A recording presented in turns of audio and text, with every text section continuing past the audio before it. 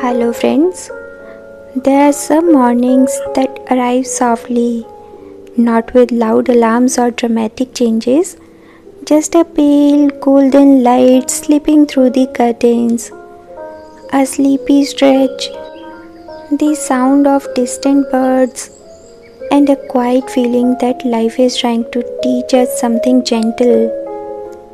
This is one of those stories. So, wherever you are right now, maybe walking slowly through your day, maybe sipping tea, maybe resting after a long evening. Come, sit for a little while. Tonight's story is not about becoming perfect overnight.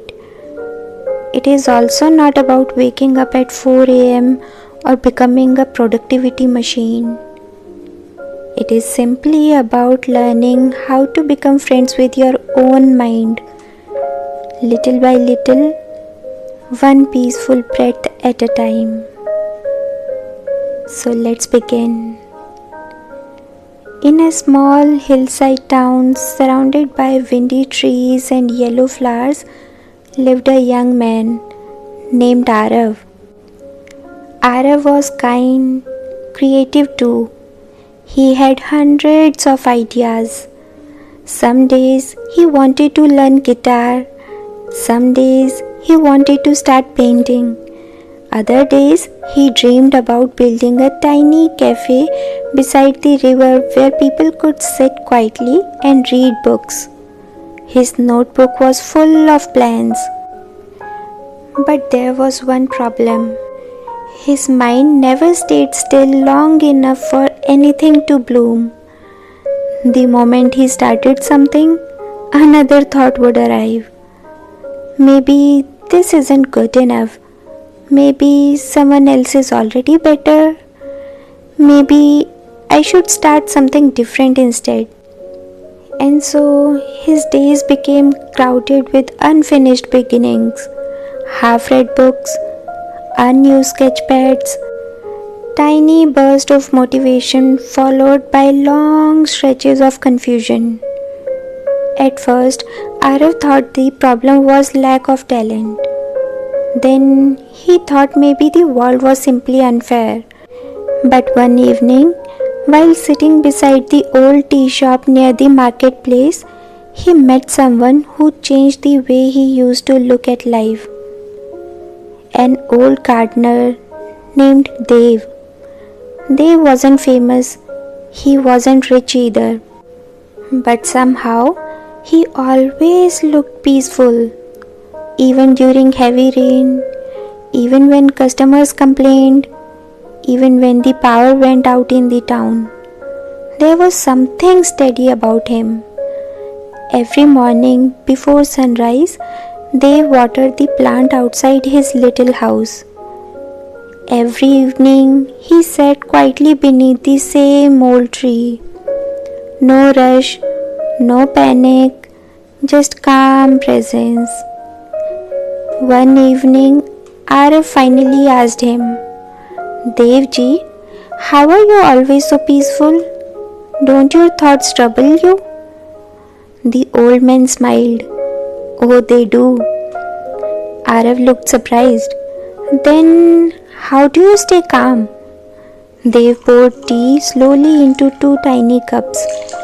Because I stopped believing every thought that visits my mind. Arav stayed silent. They pointed towards the garden beside the shop. What do you see there? Flowers? Arav replied. And what about weeds? Yes, some weeds too. Dev nodded. The mind is exactly like the garden, where thoughts grow every day. Some helps us bloom, some quietly steal our energy.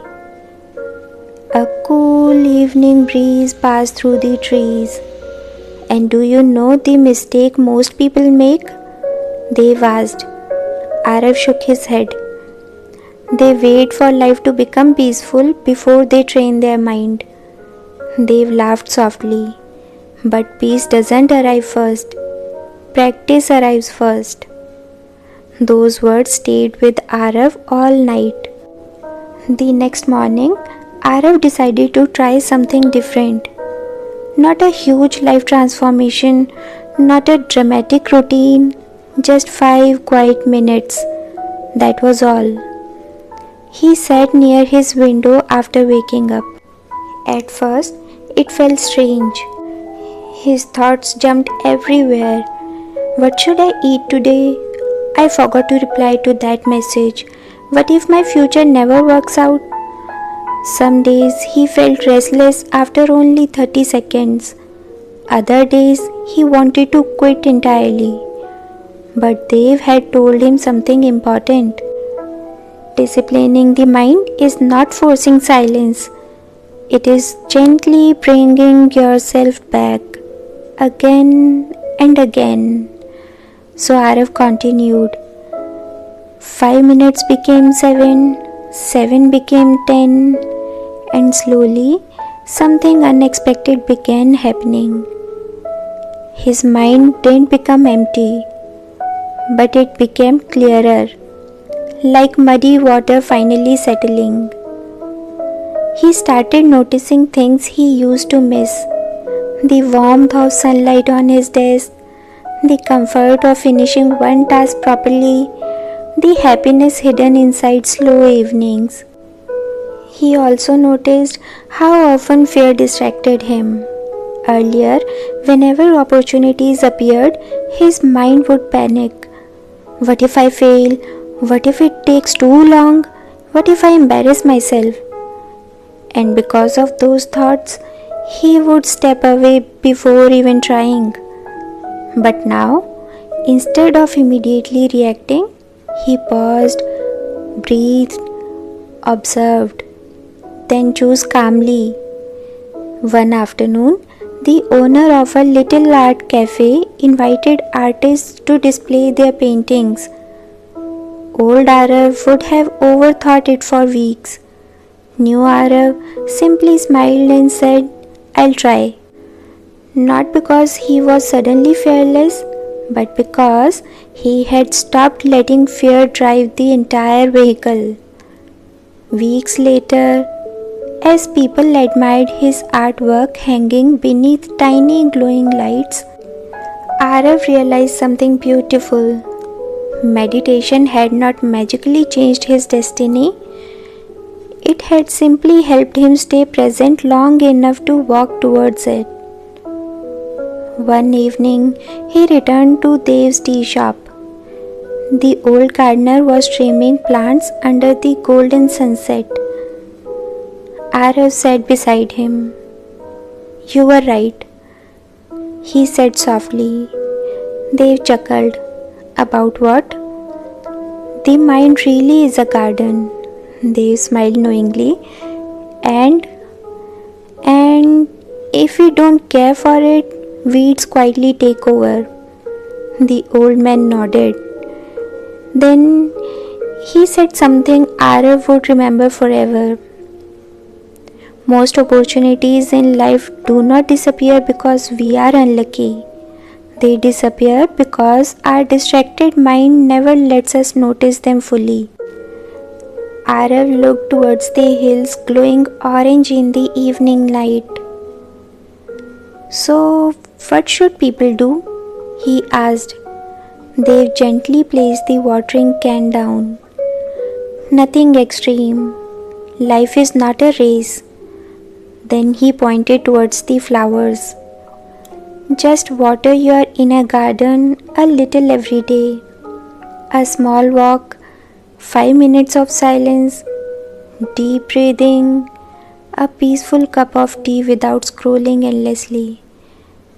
Finishing one task with full attention. Little habits, little moments, little returns to yourself. That is how the mind learns discipline, not through punishment, but through patience."